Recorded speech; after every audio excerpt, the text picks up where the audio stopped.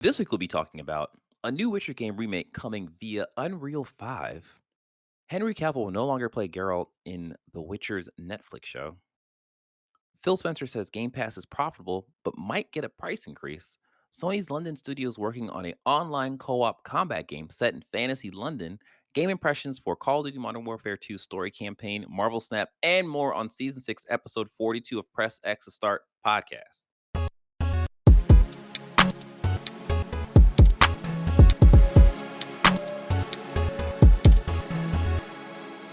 What's up, everyone? I'm your host, DJ, aka Sexy Bad Choices, aka the Yugi of Marvel Snap. I am joined by John MF Ross. what the MF stand for. What would you do if your son was at home, crying all alone on the bedroom floor, and he's hungry? The only way to feed him is to sleep with a man for a little bit of money. Oh no. I would sleep with the man because that's how hard I go for my children.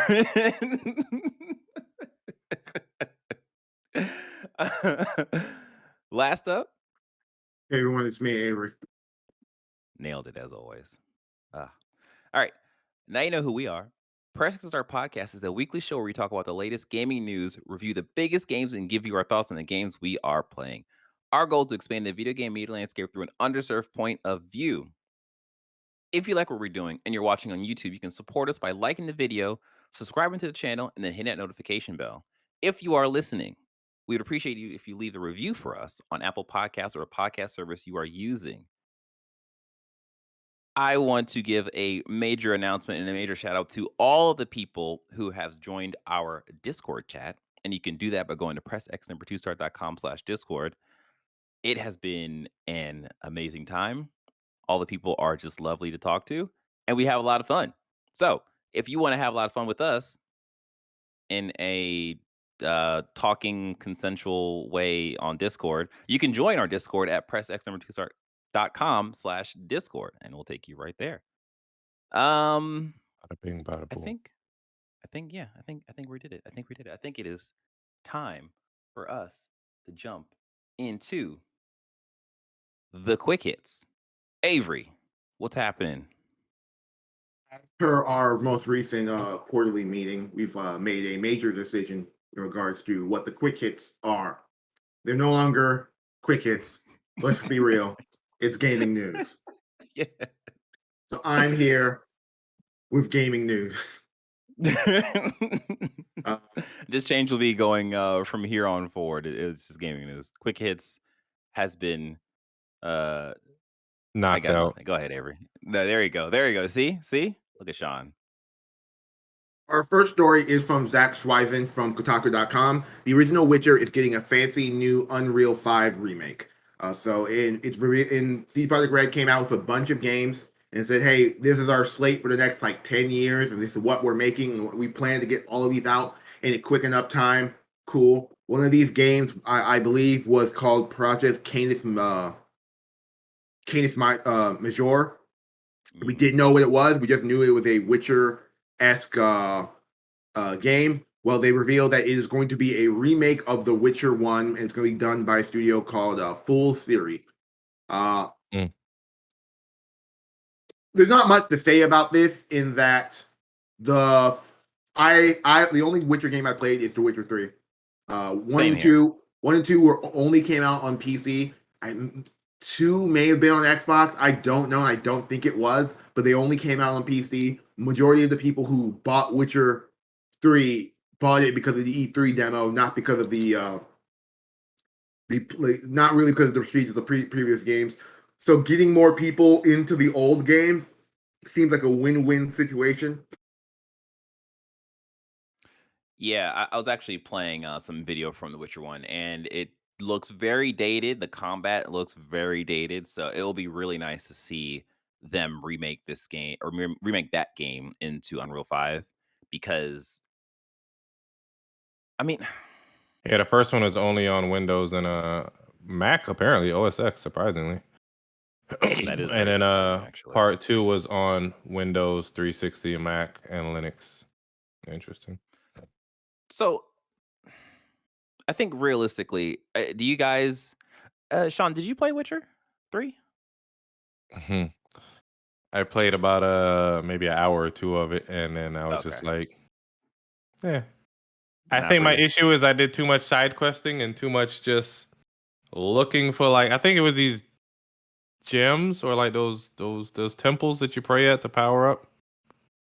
Meditation. Oh, okay. There you Meditation. Yeah. go. Yeah, I just went on a Yeah. hunting Just path for for the just those and kind of forgot about the rest of the game. Like I was Did just killing shit. Yeah. you did you leave the first area? Yeah, like I did some quests. Mm,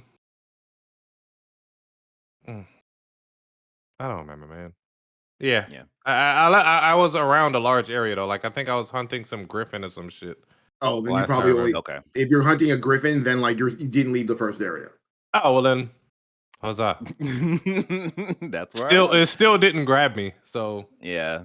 Yeah. I mean, I played a lot of Witcher, but like Sean, I never beat it. Like I think I was pretty close to the end, but I just ran out of steam. Like I love that game, and if they remake this in Unreal 5, I'm more than likely going to try this out just to see, or maybe just wait for, impressions and stuff to see like what's going on, because it'd be really cool to like, play a younger Geralt and see what That that's like. that's the issue with the Witcher game franchise in itself mhm. is that the games start at the end of the books.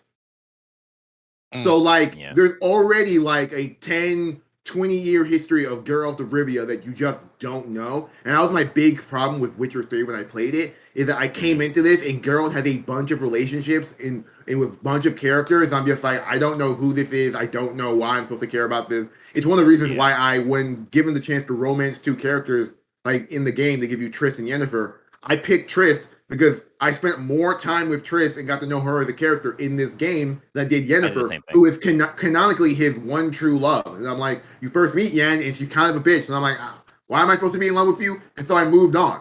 But yeah, there's two. I'm of two mind. What it comes like. I hope it's just a standard remake, and like Mhm. I hope this is more of a Last of Us Part One remake than a uh Final Fantasy Reimagining. 7 2 Final Fantasy 7 Part 1 sort of remake, because like Mm. I don't need a bigger Witcher game, because I beat Yeah. The Witcher, but like I don't. It's one of those games where the size of that game makes it like impossible for me to go back to and replay it. Yeah, absolutely. I'm there with you on that. Like I really hope that this is a very contained experience, and it's at most maybe like 15, 20 hours, and then Ah, it's you fucking done. smoking boners right there. You know it's not gonna be I that. mean, I mean, well, I thought, The first Witcher game is not a long game. That's why I'm saying I yeah, want it to be that type of remake, because I don't want a yeah, big open world experience. I want here's a more standard RPG esque experience. yeah, because I think Witcher 3 really shook up It's things it because says that it's was a 35 giant. hours. Jesus. The Is that first one. Golden All Path? right. Because I'm looking at how long to beat. Maybe it's 10 hours with all the loading and stuff. So maybe if you cut out the It says loading, it's like 35 hours for the 20. main contents of the game, upwards of 60 hours to complete everything. well, Ay. then I'm probably not going to play Witcher One. Then that's I don't have time What? to go back. But I think so. I guess on the development side, the beauty of this is that this gives that team experience with Unreal 5, because they're going to be Yeah. moving off from the Red Engine or whatever it's called onto Unreal 5. So Yeah. this works out. Yeah, Fool's Gold is a third party studio, so it's like whether Okay. so it's not like this is CD Project Red getting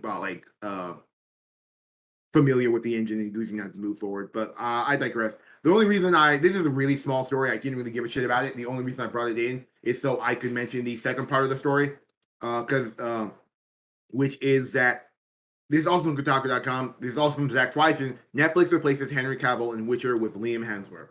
So My uh, heart hurts.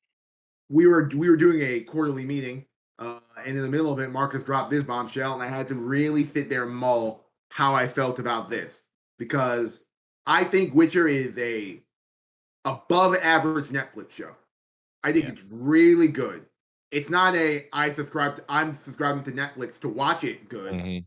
but it's one of those things where like I'm not kicking The Witcher out of bed if I see it if I get recommended to it. I think it's a really high quality show with really bad. No, I think it's a high quality The show. first season's time The shit first messed season a lot is of not people. the first season. It's not like the first season's like time travel plot. No, the way the first season is told is fucking bullshit, and there's no one who can Mhm. argue with me that it was like a Yeah. concrete way to tell that story. I agree. Yeah. Like the first season would have done well with you do a Yennefer episode, you do a Ciri episode, and then you do Geralt's adventures as their own separate episodes, not intertwining them all together. I know you want to keep these actors working and like tell a narrative where you get all familiar with them, but like the level of bullshit you have to go through where like, oh, I'm watching the adventures of Ciri. Huh, why is Geralt hanging out with her aunt and uncle like when they were children? What Yeah. and like the narrative never I think it's dumb. But yeah, I That was think so confusing. the second season is much better because it gets rid of all that and it gets to Straightforward. the Geralt and Ciri stuff. The only place where it falters is when it tries to be Game of Thrones. I'm like, I don't give a shit about the politics of your world. Like, oh, here's a random king I'm supposed to care about. This is dumb. But yeah, the plain and simple of this is there are two realities to this. There is he's directing which he was in the work of Witcher 3, doesn't like Witcher 3 and doesn't like where the series is going and says, I'm out. Or the more realistic is that because of the promises made in the new DCEU EU, no, the new DCEU which is the DC Universe Extended, that because he's going back to Superman, he's gonna have to spend more That time name is doing. dumb. No, Name is dumb. I made that name because it's something okay. that needs to die. That he's gonna be busy with Superman and Black Adam 2 and whatever Warner Bros. Wants to shove him into, that he's not gonna have time to film another season of The Witcher. I like. Of course, movie money is more than Netflix money, but god damn, I hate this. Like I'll go ahead and say it. Like I'm a Marvel guy. Like I've watched all the Marvel movies. I don't really care much for the DC movies. I don't think they're that great. And I'm just I'm heartbroken by this because I really really liked Henry as Geralt, and I thought he was almost not even almost, he was a perfect fit for me. And especially just him being such a gamer and like so into The Witcher and Yeah. just so into the culture. Like it was a perfect fit. And now he's leaving it to go do another Superman thing. I'm just like, "Ugh, all right, whatever. Hey man, Well, money. if that's what it is, if that's what it is. I mean, maybe he's like, hey, guess what, guys? I'm gonna be playing Goku in the next Dragon Ball Z movie. Really, that's where you went. That's where you went. Like, this would be the greatest idea possible. I mean, I'm curious. I'd watch it. I thought it was here with bad taste. Uh, Anyway, they're replacing him with Liam Hemsworth. Liam isn't a bad actor per se, but he's not an exciting actor. right. I would say honestly, he's the least exciting of the three Hemsworth brothers. Agree.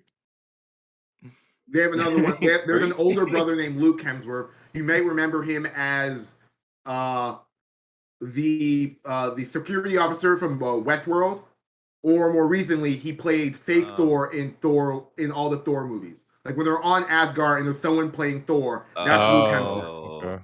Okay. I am mad at it. Yeah. Yeah. Yeah, I mean, I'm at a place where I'm just like, I'm heartbroken by this, but I also don't hate Liam, Mm-hmm. so I'll just kind of see what this is like. Just don't disappoint me, Liam. Just don't disappoint me. Just don't do it. Okay. So our next story is this is the addendum to the ongoing Bayonetta 3 nonsense. This is going to be the last time we're going to talk about it. I'm not going to bring it up anymore. No, Sony's controlling the fucking news story. This is the last time I'm giving any weight to this story. Because nothing has pissed me off more than this. Okay, so this is from Aye. Ethan Gotch from Kotaku. Ex-Bayonetta actress asks fans to donate boycott money to anti-abortion group. Okay, so let's go back in time when Okay. Helena Taylor brought in her sort of she brought in her boycott of Bayonetta. It was just a passionate thing about being paid less and everything else. That was all the information I had at the time. Of I was very much on her side. Then, especially when you have Hideki Kamiya acting like like a weirdo on Twitter, not doing his company great in terms of minimizing what the possible damage of this could be. Flash forward, actual investigative journalist who has sources outside of looking up other people's Twitters, like gotten to talk with people, and they sort of clarified a lot of what she talked about. And it very much seems like she was exaggerating the real truth of the matter. And it still very much sounds like the Jennifer Hale thing was going to happen regardless, and they were going to happen regardless. But we got into a milkshake duck situation where Helena Taylor, who's never really been in like a big spotlight situation, everyone started digging in super deep into who she is and what she believes in, and we got a situation like what she's found all this weird, insane shit on the timeline that like most people ignored because it's Helena Taylor, and outside of Bayonetta, she doesn't really have that much of a presence. Right. That being like, but I'm very much a person of okay, it doesn't matter if you're awful, if you are being wronged in a situation with a wrong party, you get the benefit of the doubt regardless of what type of person you are. Like I'm not the type of person to, oh, you're a bad person and something really bad happened to you.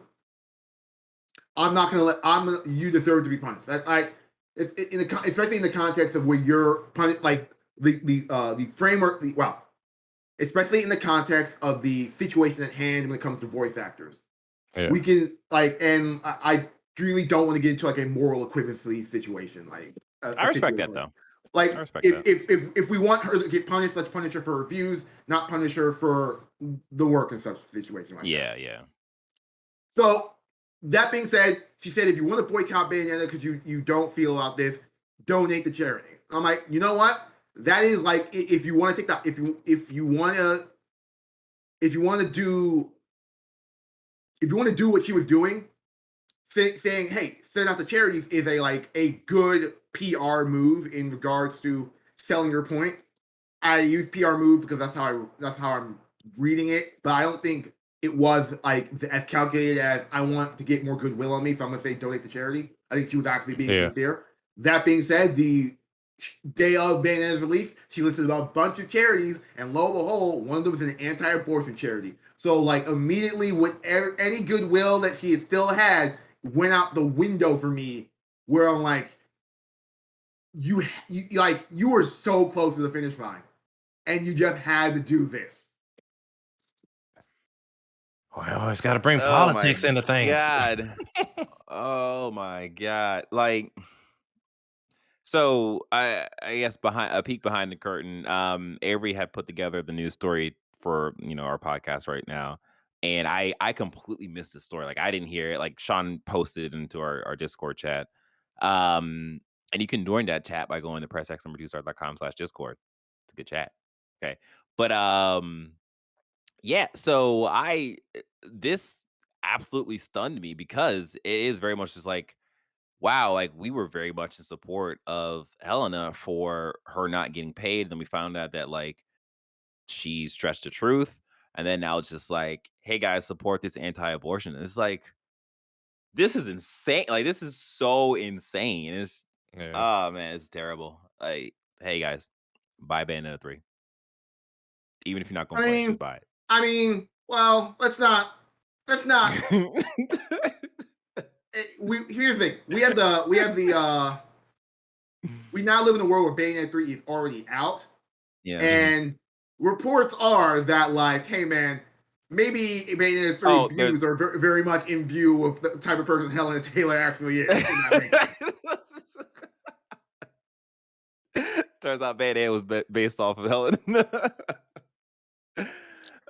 Yeah, there's a lot of stuff happening with that. Like, even yeah, because I wasn't really planning on picking up Bayonetta 3, so I don't. I'm just kind of loosely following this stuff, but yeah, there is talks about the campaign being a little weird and so on and so forth. Well, Yeah. But yeah, this I is a mess. yeah, I've How about argued. this, guys? Go ahead. No, I've argued to from Jump Street that the Bayonetta story is awful. Like the Okay. character is great, but the narrative that Yeah. the games want to tell is like incomprehensible. And when I saw what 3 was about, I knew it was going to be incomprehensible. And lo and Okay. behold, looking up what the actual narrative is, I'm like, none of this fucking makes any sense.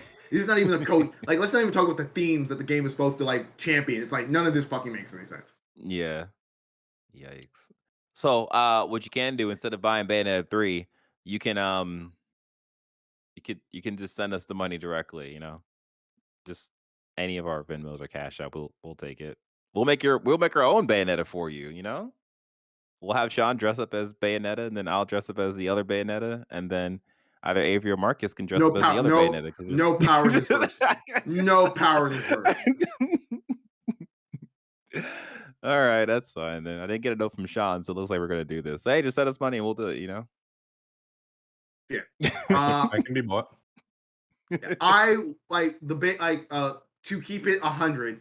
I wasn't going to buy Bayonetta because of the Helena Taylor situation. That Mhm. my opinion changed last week in regards to okay, she's not being ultimately truthful. Maybe I will be supportive of Bayonetta as a franchise. Then the sort of reviews started to roll in. It got the Switch 89 that Mhm. everyone is very confident about Switch games, and like the reviews are like, "Oh man, it's a fun game. Campaign is ass, and the Switch holds the system back." And I'm like, "Okay, maybe I don't play I Bayonetta mean, right but now." that was to be expected. Yeah, but I don't. Unfortunately. But like, it's not the game that's gonna bring me back to Switch. Is what I'm saying. What will? Oh, that makes sense. Mario Mario plus and Rabbids. Rabbids. Yeah. Oh, okay. Okay. All Okay. right. So, oh, I yeah. got So, nothing. okay, cool, cool, I cool. got nothing. Okay. Let me check something. Yeah, I'm pulling an audible. Our next story is we've got a sort of duo of Microsoft stories. So for people, so you Microsoft frogs in our mentions and our listens, we're serving you some information about your studio. So your studio of choice. Anyway, this is from IGN. This is from Ryan Dinsdale. Microsoft reportedly regretted missing out on making Genshin Impact an Mm. Xbox exclusive. So currently, Microsoft is has built a team that is shopping China for big games that will be at the level of Genshin Impact. Because reportedly, this is from Reuters. They met with MiHoYo earlier and passed on Genshin, and now they're looking at its success on as part of the PlayStation ecosystem and like, oh, we need a game like that. Could have been us. Could have been Foolish. us, but you said no, They Microsoft. probably said we don't want that weeaboo shit over here, and Right? kept it pushing. Being honest. 60% of the main cast is ladies. Like, what is this about? They're like, don't worry, it's gonna make a lot of money. Microsoft was like, no, we don't want I this. mean, admittedly, it probably Where are wouldn't the have done the same. guns? It probably wouldn't have done the same numbers on Xbox. So I mean, it is what it is. It probably would have Yeah, languished yeah, over there. yeah. I don't think I'm playing the Nahida Well, trailer not latest character. necessarily. Genshin is a mobile game, PC game, and then a console game that's all wrapped into one. Well, I don't think it will have moved Xbox units. I do think that while it won't be as profitable as it is on PlayStation, I do think Hmm. it would have been successful on Xbox, especially if Xbox pushes their Xbox Play Anywhere initiatives with it. Besides Final Fantasy and maybe Fable, what Japanese style RPGs have done well on the Xbox? As of right, Scalebound. Fuck you. My as heart of still hurts for that game. Yakuza Like a Dragon. As of right now, the Kingdom Hearts games. As of right now, probably the Persona franchise. Now that everything is on Game Pass on Xbox, Mm, that's a good point. Yeah, I forgot Persona is on and like Xbox now. Genshin isn't so much an RPG as it is just Breath of the Wild. Yeah. But you get what I I'm going with that. You get where I'm going with that. I would say it's a even Negro, that's like inspired by Breath of the Wild. Stop it. no, it is inspired by Breath of the Wild, but I will definitely say it's still an RPG. Like Oh, in no, terms I of didn't say it your was an stats. RPG. I'm saying it's less of an RPG than more of its Breath of the Wild. Oh, okay, okay. Sean was talking about like hardcore JRPGs, and I'm like, I don't. Yeah, no, yeah. I agree with you. Yeah. Yeah, I mean, this it yeah, because we were having a conversation before the cast, and it is a thing of this probably or this whole thing where Xbox said no to them probably did them a service in getting them on PlayStation, making it exclusive, Yeah. and it just doing so well. Like, yeah, it's a mobile game too, but Exclusive the for now. console, yeah, exclusive for now. But yeah, I mean, if they go to if they make it if they open it up and they have it to Xbox, that would be great. I mean, that will just be, more money for them. It'll be more players in the ecosystem, which, everyone wants. So I would imagine the exclusivity is probably on PlayStation side versus Hoyo versus Oh, side. well, it's hard to parse because, like, I would say that, but then I was sitting there thinking, oh, the Persona games, PlayStation had a contract, and that's why they're not on Xbox. No, Atlas just didn't put them on Xbox because they didn't think they would sell there. Mm. And then Phil Spencer True. went to them hat in hand, especially with the success of the Yakuza games, and said that's not a true statement. It's like, okay, we're going to put our games on Xbox now, and now they've lost Mm, essentially the Persona exclusivity going forward. Because there's no yeah, reason, unless PlayStation spends money, that Persona 6 isn't also launching game day on Xbox. Yeah. that's a good point. Yeah, yeah. On Game If it is, Pass. No, that's also true. that's not. Yeah, and I think Persona 6 yeah. is not launching on Game Pass. Okay, I We'll was gonna see. say like Genshin probably wouldn't do a Game Pass deal either because they don't they're free to play, so they Yeah. don't need to do that. Yeah, yeah. But yeah. So yeah, look out for Xbox's next big Chinese hit, which I think is going to be super hard for them. I think this might be a fruitless effort because I really feel like the Genshin Mm. thing is the lightning in the bottle, unless they partner with MiHoYo on another one of their games. Because like it's a free to play gotcha game. That's a really hard market to Break into. break into.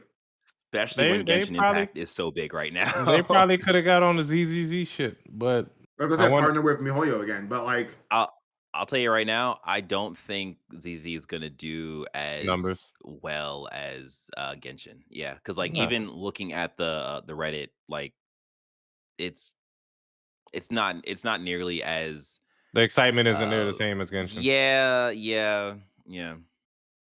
We'll see. So yeah, we'll see. Yeah. okay, keeping on the Xbox Microsoft train, we have another Kotaku story. This is from Luke Plunkett.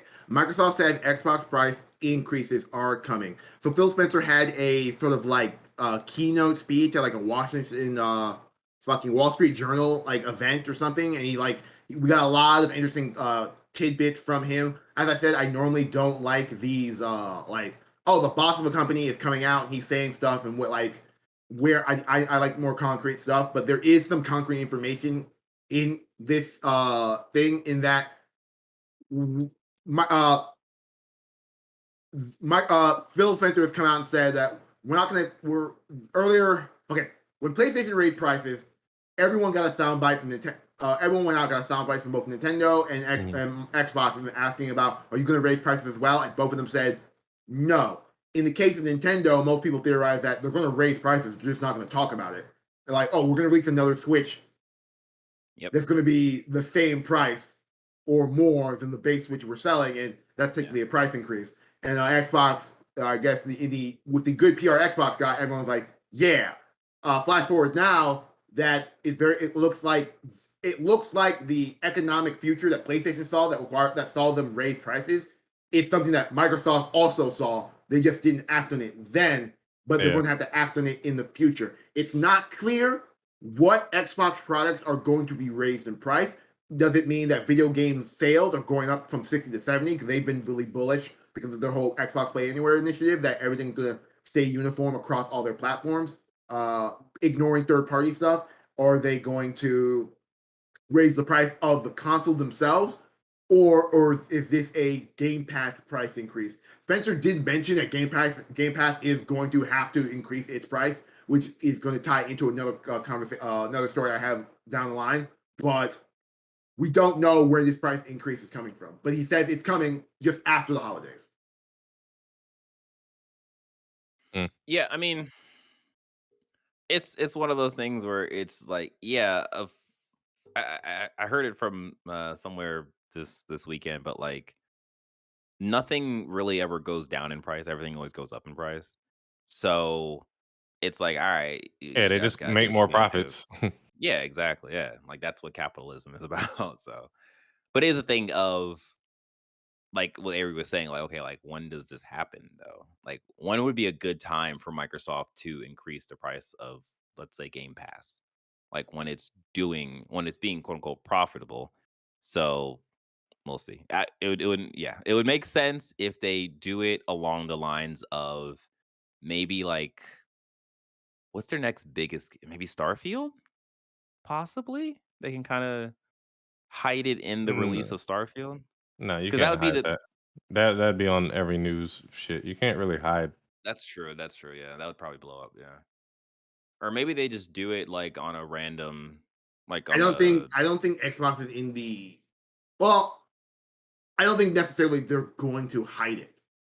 I Mhm. think they yeah, have so much goodwill, and people who most people who are Game Pass subscribers are fanatical in that idea of it's the Yeah, best deal in gaming, and like a price increase will a price increase we're like, oh, it's still the best deal in gaming. I'm still yeah, paying. yeah, It just depends on what type of price increase it is. Is it like yeah, a that's true, couple yeah. dollars? Is it $5? Is it 10? That's a good point, yeah. Yeah, because if they can get ahead of the I guess the price increase and explain why they're doing it and kind of just position it in the best light, it will probably do a lot better than Well, like I said, Microsoft has such good PR that if they are transparent about why they're increasing prices, like no one's gonna bat an eye. And like this isn't a PlayStation yeah. thing. This is why we're doing it. Fuck you, PlayStation, that we had to deal with.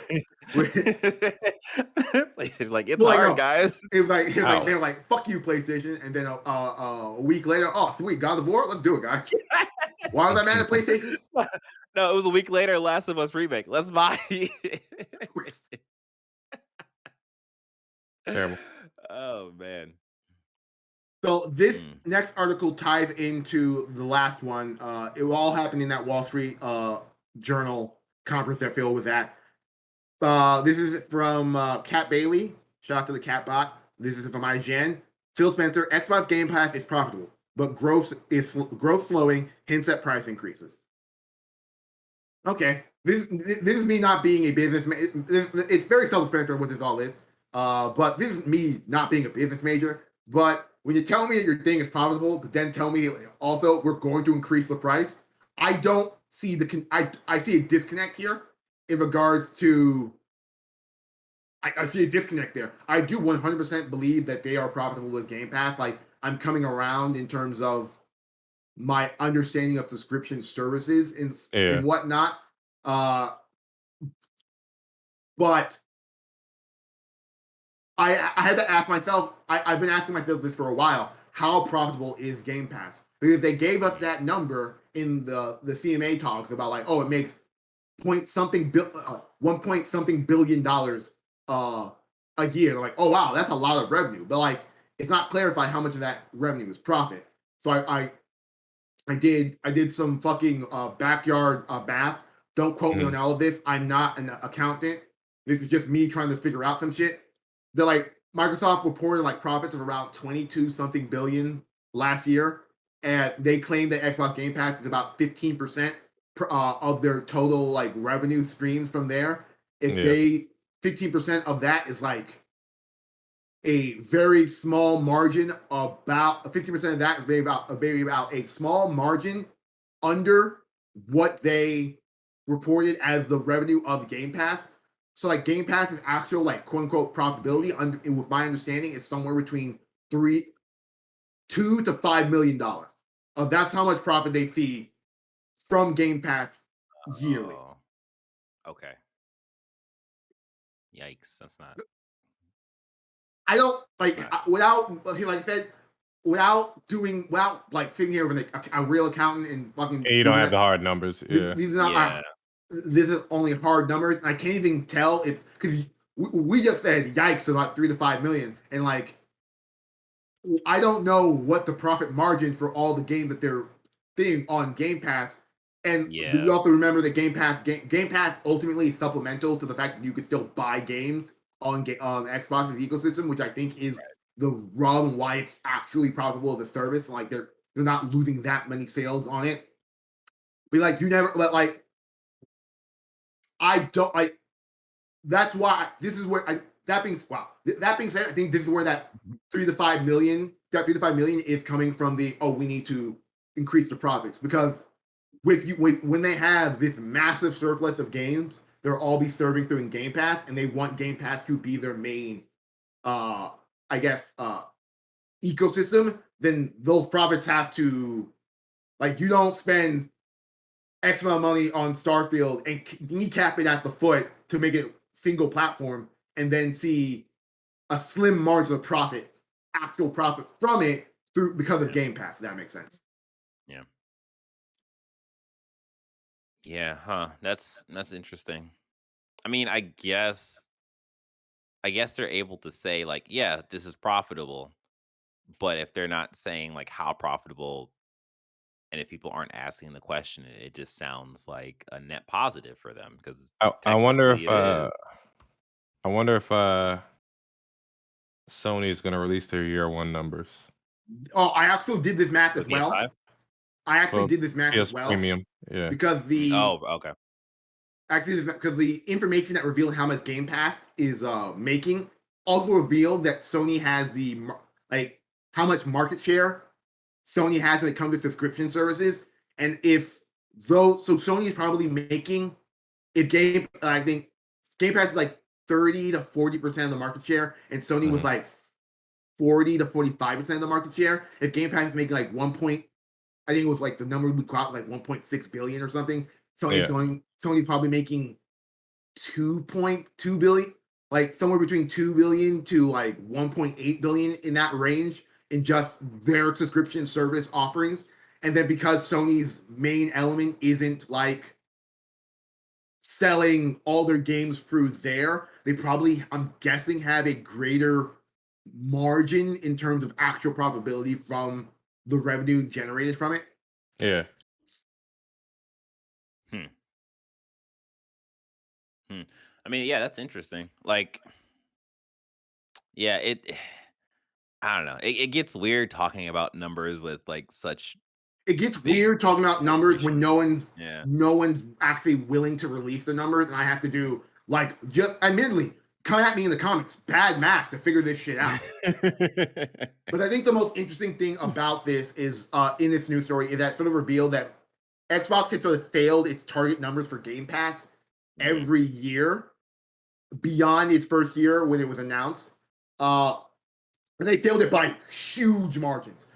Uh, like they're like we But weren't there's a flip side to that though. they're like I said, they're growing and Like, it's constant growth. But it's like they're yeah. like Game Pass is going to be like 70%, and then they get like Yeah. 25% that year. Yeah. So, yeah, so basically like Phil Spencer, the target he reached, the target he posted or I guess put up was 70% of the audience, which is an extraordinary number. So, and I think we talked about it months ago when uh they would start pushing this that like Phil Spencer has been known to put like crazy targets on stuff knowing that they're probably not going to hit that, but he just does it as some kind of business. I don't know why he does that. But yeah, so, like, they only reached 25% of that 70% margin, which, again, it's not bad, but it is growing slowly, and it's just I don't understand the, I guess, foresight of saying, like, 70% but only hitting 25% because it just doesn't sound good if, like, the target was 70 and you only hit so little. It's like, Mhm. what's the benefit of making a target that extreme in the first place. So again, I'm not a business major, I so think I don't know. I think ultimately it's him being like I said, most of this Game Pass stuff is in response to Sony just eating their lunch last generation. And so this is just him being hyper aggressive and confident in Game Pass and what it means, especially Yeah. when you come out and all those comments about the CMA about like, oh, Sony needs to do X, Y, and Z. I don't know why they're scared of us and things like that. The most interesting thing about this is that we sort of take away that Game Pass has slowed, not because the service isn't good, but it's slowed because everyone who wants Game Pass Mhm. has it now. Yeah. Which I think Saturation point. which I also think comes back to the price increase thing, the profitability situation of that a lot of people were getting. We've Oh, locked in who my we're headphones gonna just fell get. off my head. A lot of people were getting like those $1 deals and things like that, and situations, and those are eventually going to change, and they're probably going to see an increase from there. But if they want to keep putting out all their first party games on Game Pass and be the main avenue, they need to see a bit more. I think they probably need to see a bit more revenue from the service going forward. Hence, why there'd probably be a price increase. That makes sense. Yeah. Mm. They've gotten everybody that wants it. Now they're gonna just Once basically it take the on price. console. Because Yeah, a big thing is that the PC Game Pass is still growing at an exponential rate. The Yep. console but Game Pass is slow.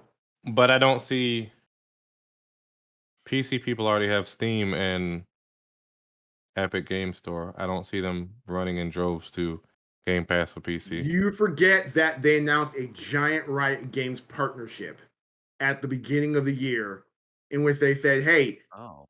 if you play Valorant, if you play League, if you play TF2, you play all these super popular fucking Riot games, join PC Game Pass, and we'll give you every champion, every agent, every deck for free." Oh yeah.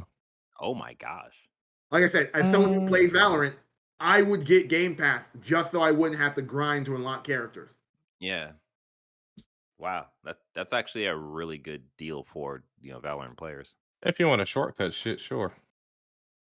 You I haven't you mean, haven't grinded Valorant. right? Might be worth it.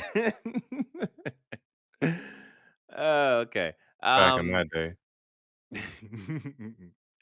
All right, well, before we jump into our next gaming news topic, because quick hits are now officially dead. RIP. We have a word. No, we don't have a word. We have a lot of words. But hey there, listener. How you doing? You like that transition? I nailed it.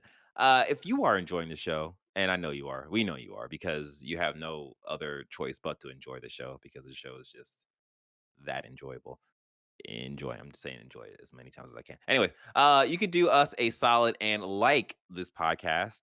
You can subscribe to the channel and hit that notification bell. If you do booby father duties.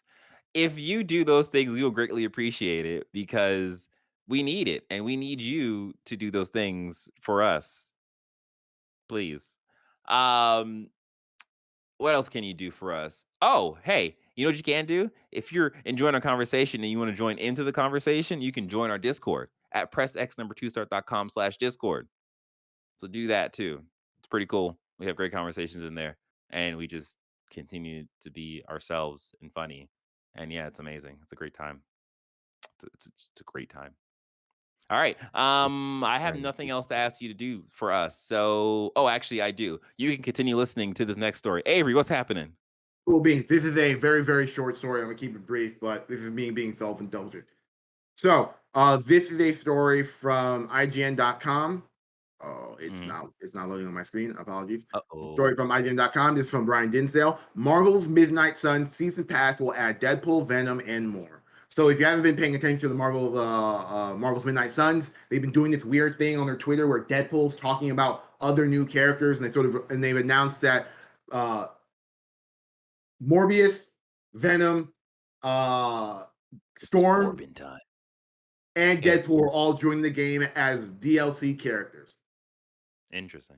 Now, I hate the character of Deadpool. I dislike the character of Venom, and I'm like, Midnight Suns is already fucking pushing it with Iron Man and Wolverine as two of its main characters in terms of like things I just don't give a shit about. And not that they're gonna have to deal with it in a in a comics in like a Mhm. playable situation. So the Right. idea, so nothing relieves me more when they were hinting about new characters that, oh, this is just DLC, which I don't have to buy. And Mm. if I do want Storm, I can just buy her separately from all this bullshit and move forward. Yeah. Yeah, this is me being self-indulgent. Fuck Deadpool. Moving on. Hmm. Upset are we? Yes. Our final story comes from VGC, just from Andy Robinson. Sony's London Studio is working on an online co-op combat game set in fantasy London. Sony London is the studio behind the London Heist VR game. That's what they were known for, and I genuinely assumed that their next game, especially with PlayStation VR 2 coming out, would be a VR game. But it turns out they've been working on a one of Sony's 13 live service games, which is a two-player fantasy co-op game set in London. Yeah. They and a choice quote from this is that this is someone from Sony London talking. It is our most ambitious game to date. We're going to take all the innovative DNA and apply it to this online co-op game. There's actually another quote spot around here. Essentially, that they want to be the next Gorilla or the next Yeah. Housemark in regards to making a triple A budget game that sort of fits into that umbrella of Sony first party like franchise. Mhm. Yeah. I'm down for it. I just showed the screen the teaser, I guess, concept art that they showed where it's like it's very colorful. It's a fantasy looking London. There's a dragon that's like perched on top of a building, and there's a character with like an energy ball that's like attacking the dragon. It looks really, really cool. It looks like something that I'd be very interested in. So We'll see if how it they we'll are see where it shooting for goes. this, yeah, and if it gets to like if it is like this colorful, I Mhm. am definitely for this. Like I am 100% down for this game. It just depends on I think for me, it's going to depend on the kind of gameplay systems they put into this because you said it was a two-player co-op or is it four-player? Two player. Okay, two-player. That's interesting. That's an interesting choice. I wonder if it'll be couch co-op. I doubt it. Definitely I not. doubt it. Definitely not. Yeah. I'll see Couch Uh, how. co-op is dead it's dead. essentially. Yeah. Yeah, I mean, I'll be I really, really hope that they're doing a thing where we get this teaser now and then we get hopefully like a cooler, like animated teaser for Game Awards. Mhm. I No, think I that would doubt it. be you don't think I so? think if this article was derived from a game industry.biz article, like big blowout they Oh, had for okay, the yeah. studio. This very much sounds like we were in pre-production, like we were deep in production. We don't have anything concrete to show us. Like my Yeah. margin, like when I thought this was another VR game that they were making post London Heist, I was like, okay. In my estimation, we were probably going to see something from them next year, the year after that. But if this is a brand new like triple A, this is our first time making this experience. I'm thinking like a dead time of like probably a 6 to 7 year dead time with this. And I'm Mhm. thinking like this is a 2025, maybe late 2024, early 2025 game. And like we're not, this is a Sony that's just straight up skipped a showcase this year. So this is a Sony that doesn't seem to be interested in just like building unicorn games that people Yeah. just have to see every event going forward. Yeah. Yeah, I mean, I don't know. I don't know. I love the key art. I think it's really cool. I just want to see more of this now. So that's where I'm At at. me as well.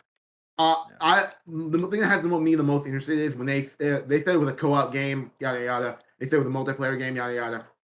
It being only two players indicates to me that this is probably going to have a substantial or significantly okay like single player experience sort of a situation.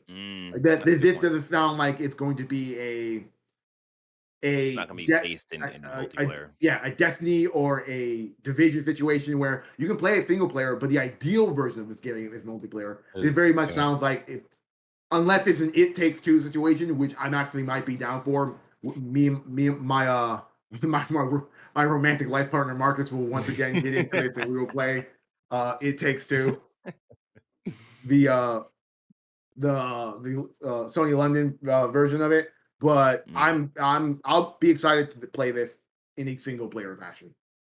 Okay. We will see. We Actually, will let me revise that. I use the Division and Destiny as like pejoratives in regards to multiplayer. That's not true. I played both of those games single player and had a fine time Mm, doing it. I'm talking about a Left 4 Dead or a Back for Blood situation where like that game was not meant to be played single player, and it yeah. shows. Yeah. Makes sense. All right. Well, that is it for the gaming news. RIP quick hits. Well, that with that being said, this has been another episode of Press X to Start podcast. We hope you enjoyed this episode as much as we enjoyed making it. Don't forget to rate and reviews on your favorite podcasting services. That's Apple Podcasts for a lot of people, or Google Podcasts, whatever podcast you're using. Just go ahead and just leave us a review. If you are watching this, please like this podcast. Please subscribe to the channel. Please hit that notification bell. Hey, Marvel Snap, calm down. Send me a notification. It wants me to play soon. If you would like to join our conversations, you can by joining our Discord at pressx2start.com/discord. There, you'll be greeted by one or all of us, usually at least two of us, and you can listen to the cool conversations that we have. You can join in on the conversations that we have. You can start your own conversations with us. We'd be delighted to have you actually say some things, and we can say some things back. It'd be a great time. Great time. Um, I think that's it. I think I have nailed all of the things on our checklist. So with that being said, you take care, you have a good day, you wash your hands, and you play more video games.